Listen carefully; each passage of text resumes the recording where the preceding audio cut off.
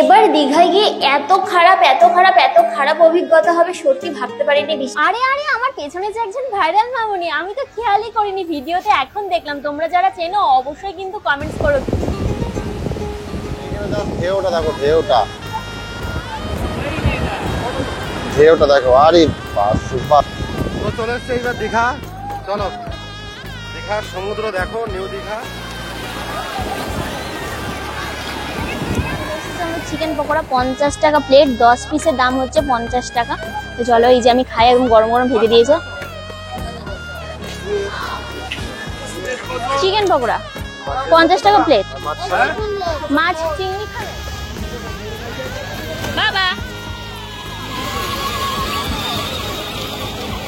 দীঘা যাবো বলে কিন্তু একদম মাঝরাতে পৌঁছে গেছি আমরা বোলপুর স্টেশনে। আমরা বাড়ি থেকে বেরিয়েছিলাম 3টের সময়, এখন দেখো বাজে হচ্ছে 3:40। দীঘা যাওয়ার আনন্দে কিন্তু প্রায় সারা রাত ঘুম আসেনি বললেই চলে। তো চলো টিকিটটা এবার কেটে নি। এখন ট্রেন ধরে যাবো। এখন আমরা শিয়ালদা। এখন পুরো অন্ধকার রয়েছে, মনে হয় এখন বাজে হচ্ছে মাত্র 3:45।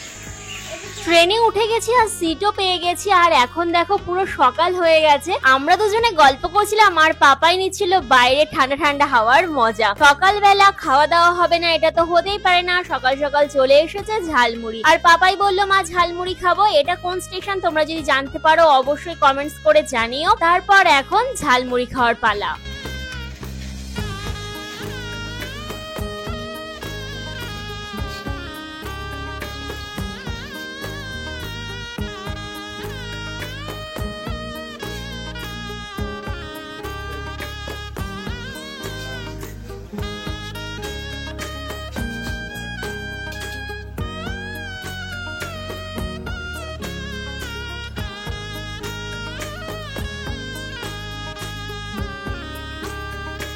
আমি ট্রেনে উঠে বেশ ভালো করে একটা ঘুম দিয়ে নিয়েছিলাম। মেয়ে আর বাবার কিন্তু চোখে কোনো ঘুম নেই, ওরা সকালবেলাতে আবার লাল চাও খেয়েছে। এখন এই যে পাপাই ঝালমুড়ি কিনেছে খাবে বলে। শিয়ালদা স্টেশনে এবার নেমেছি, তার কারণ আমরা ধর্মতলা থেকে বাসে করে যাব হচ্ছে এবার দীঘা। এর আগেরবার আমরা হাওড়া থেকে দীঘায় গেছিলাম, সব অভিজ্ঞতা তোমাদের সঙ্গে শেয়ার করব। কত কিছু ঘটে গেছে এবার দীঘায় গিয়ে আমাদের সঙ্গে, এত ধরনের স্ক্যাম হয়েছে বলার মতন না। তো শিয়ালদাতে এসে প্রথমে রাজুদার দোকানে গেছিলাম, রাজুদার দোকানটাই বন্ধ ছিল। আমাদের কপালটা এত খারাপ, যখনই আমরা কোনো ভাইরাল দোকানে ভিডিও করতে যাই তখনই পাই না। দেখো ধর্মতলাতে কিছু ফলোয়ার্স এর সঙ্গে দেখা হয়ে গেছিল, আর আমরা দীঘায় পৌঁছে গেছি এসি বাসে করে। 350 টাকা করে ভাড়া নিয়েছিল। আর এই দীঘা পর্যটক আবাসে আমরা ছিলাম। এই হোটেলটা সম্বন্ধে তোমাদেরকে কিছু কথা আমি বলতে চাই, যেটা ভিডিও শেষে তোমাদেরকে বলবো। ভিডিওটা একটু ধৈর্য সহকারে দেখো, তাহলেই তোমরা বুঝতে পারবে। তোমাদেরকে একটু রুম টুরটা দিয়ে দিলাম। রুমটা বেশ বড় ছিল, টিভি ছিল, যে টিভিটা চলে না, দুটো টি টেবিল ছিল, একটা বসার টুল ছিল, তার সাথে এই যে এই শোকেসটা ছিল, জামা কাপড় রাখার জন্য সোফা ছিল, একটা ড্রেসিং টেবিল ছিল, একটা বড় সাইজের একটা বেড ছিল। আর এই যে লাইটের বোর্ডের অবস্থা দেখতে পাচ্ছ, একটাও ঠিকঠাক মতন কাজ করে না, খুলে পড়ে যাচ্ছে। আর বাথরুমের অবস্থা কি বলবো তোমাদেরকে, এই যে তোমরা নিজেরাই দেখে দাও, মোটামুটি ছিল। তো এরপরে আমরা জামা কাপড় চেঞ্জ করে কিন্তু চলে গেলাম দীঘায় স্নান করতে। ডাব কত করে দিচ্ছ কাকা? কত করে ডাব? 50। তো তার আগে আমরা সারাদিন গরমে অনেক কষ্ট করেছি, একটু খেয়ে নেবো ডাব। এই যে এখানে এখন ডাব কেনা হচ্ছে কাকিমার কাছে, 50 টাকা করে ডাব।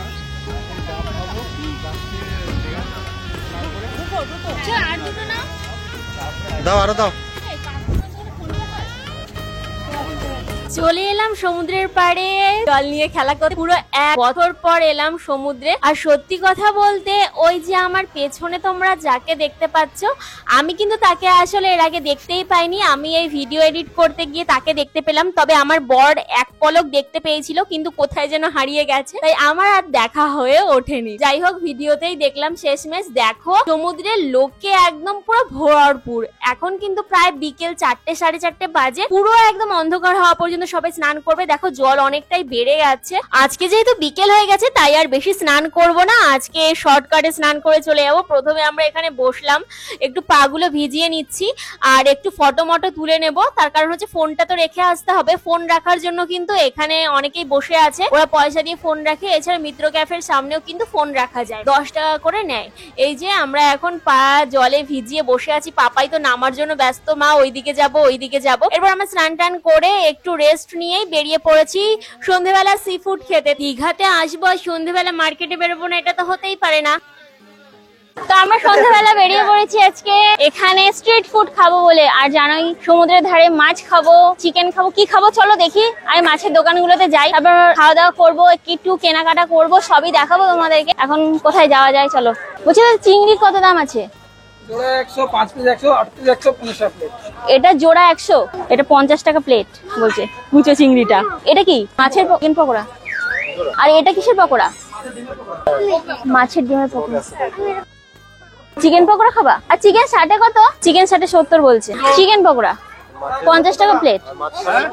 মাছ চিংড়ি খাবে না কি খাবে? লোটে খাবে, লোটে। এ চলে এসেছে আমরা চিকেন পকোড়া 50 টাকা প্লেট, 10 পিসের দাম হচ্ছে 50 টাকা। তো চলো এই যে আমি খাই, একদম গরম গরম ভেজে দিয়েছে।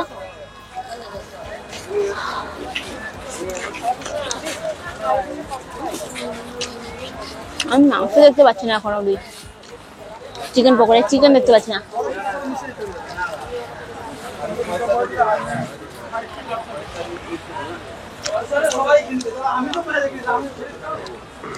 চিকেন পকোড়াতে কিন্তু চিকেনের নাম মাত্র রয়েছে জাস্ট।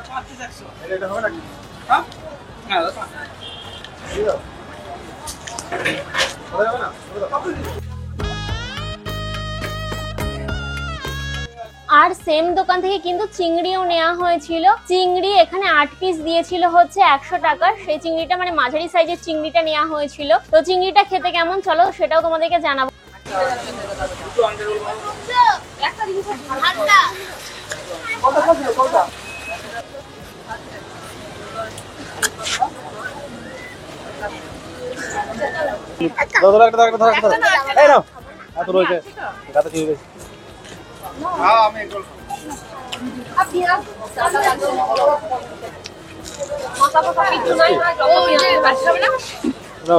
মাছ ভাজা কি আর টেস্ট লাগে। এই হরিয়ালি কাবাব কত? দোকানদার আছে বাটার 50, মালাই হরিয়ালি 60 सर। এটা 60, এটা 60। 100, 110, 120 भैया। मसाला बटर मलाई 3 तरह का फ्लेवर है, तंदूर करके खा सकते हो। एक पीस ना कौन सा? विंग्स है, चिकन का विंग्स। আর এটা এটা কত? 60 টাকা। विंग्स पीस है 3 पीस 100 रुपए। এটা মালাই তো? हाँ मलाई, मलाई एक पीस है 120 টাকা, কাবাব আছে 60 টাকা।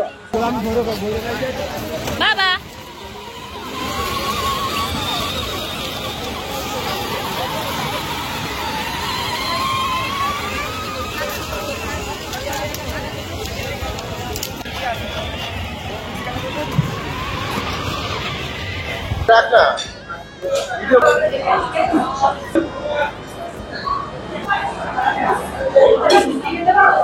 এবার দীঘায় গিয়ে এত খারাপ এত খারাপ এত খারাপ অভিজ্ঞতা হবে সত্যি ভাবতে পারিনি, বিশ্বাস করো। তো ভিডিও শেষে তোমাদেরকে কিছু না বললেই নয়, আমরা এতবার দীঘায় গেছি, এরকম স্ক্যাম এর আগে আমাদের সঙ্গে কোনোদিন হয়নি, ঠিক আছে। তো আমরা সবসময় সমুদ্রের ধারের দিকের হোটেলে থেকেছি। এইবার আমরা একটু ভেতর দিকে হোটেল নিয়েছিলাম, তোমাদেরকে এই ভিডিওর পাশে ছবিগুলো দিয়ে দিচ্ছি আর হোটেলের নামটা বলে দিচ্ছি, এই যে দীঘা পর্যটক আবাস, ঠিক আছে। এই হোটেলটায় আমরা ছিলাম। প্রথমে আমরা এই দীঘা পর্যটক আবাসে গেলাম আর তারপর রুম দেখলাম। রুম আমরা নিয়েছিলাম এসি রুম, আমাদের ভাড়া নিয়েছিল 1300 টাকা করে। তো এটা হচ্ছে তার বিল। আমি তোমাদেরকে বিলটা এক্সপ্লেন করছি, তার আগে একটু হোটেলটা সম্বন্ধে বলি। এমন ব্যাপার যে তোমাদেরকে প্রথমেই হচ্ছে পুরোটা পে করতে হবে, যেটা অন্যান্য হোটেলে অতটা চাপ দেয় না, মানে এখানে ঢুকেই তোমাদের পে করে দিতে হবে, তারপরেই তোমরা থাকতে পারবে, নয়তো নয়। প্রথমে আমরা 2 দিনের হোটেল মানে রুম ভাড়া নিয়েছিলাম, তারপরে আরেকদিন এক্সট্রা করে আমরা নিয়েছিলাম, মানে আমরা মোট 3 দিন ছিলাম। অন্যান্য জায়গায় বেশ মানে সমুদ্রের পাড়ের দিকের যে হোটেলগুলো আছে প্রচুর পরিমাণে ভাড়া ছিল, তো আমরা একটু ভেতর দিকে নিলাম, কম হবে বলে 1300 টাকা করে আমাদের ভাড়া পড়লো। আর আমাদেরকে এই যে বিল দিয়েছে দেখো, এটা আমরা 2টো রুম নিয়েছিলাম, আমরা 2টো ফ্যামিলি ছিলাম, তোমরা নিশ্চয়ই ভিডিওতে দেখেছো। এই যে 2টো রুম নিয়েছিলাম আমরা 2 দিনের জন্য। আমাদেরকে দেখো এক একটা রুমের বিল ধরিয়েছে 300 টাকা করে মাত্র, ঠিক আছে।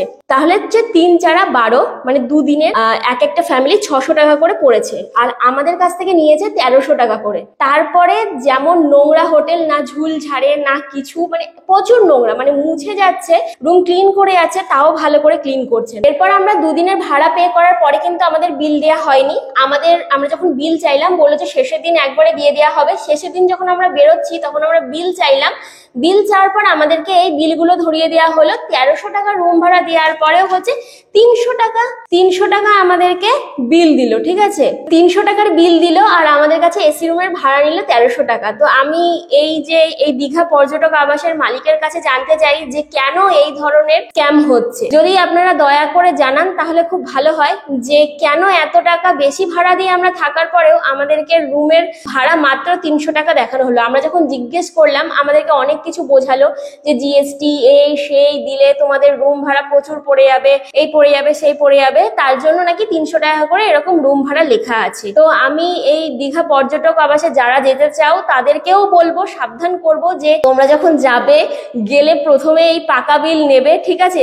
মানে বলবে যে আমাদের পাকা বিল চাই, আমরা পরে নেব না, আমরা সঙ্গে সঙ্গে বিল নেব। আর তার সাথে যে মালিক রয়েছে তার কাছে আমি জানতে চাই যে কেন এরকম ধরনের মানে স্ক্যাম করা হচ্ছে, ঠিক আছে? 1300 টাকা কোথায় আর 300 টাকা কোথায়, মাঝখান থেকে পুরো 1000 টাকা হাওয়া হয়ে গেল, কিভাবে হলো জানি না। মনে হয় যে এদের রুম রেট আসলেই 300 টাকা, ওই 1000 টাকাটা পুরোটাই হচ্ছে খেয়ে নেওয়া হচ্ছে, যাই হোক ওরা জানে কি করা হচ্ছে। আর এছাড়াও প্রচুর স্ক্যাম হয়েছে এবার দীঘায় গিয়ে, আমরা অভিজ্ঞতা করেছি, এর আগে যেটা করিনি। তোমাদের দাদা আলাদা করে একটা ভিডিও বানিয়েছে, সেটা তোমাদেরকে দেবে, তোমরা দেখো, তাহলে তোমরা বুঝতে পারবে যে কি কি হয়েছে আমাদের সাথে। তো এই ছিল, আর তোমরা দয়া করে এই হোটেলটাতে যেও না, হোটেলটা প্রচুর পরিমাণে নোংরা আর তার সাথে খুবই বাজে। ভিডিওটা বেশি বেশি করে শেয়ার করো যেন মালিকের অবধি পৌঁছায় আর সবাই জানতে পারে এই হোটেলটা সম্বন্ধে।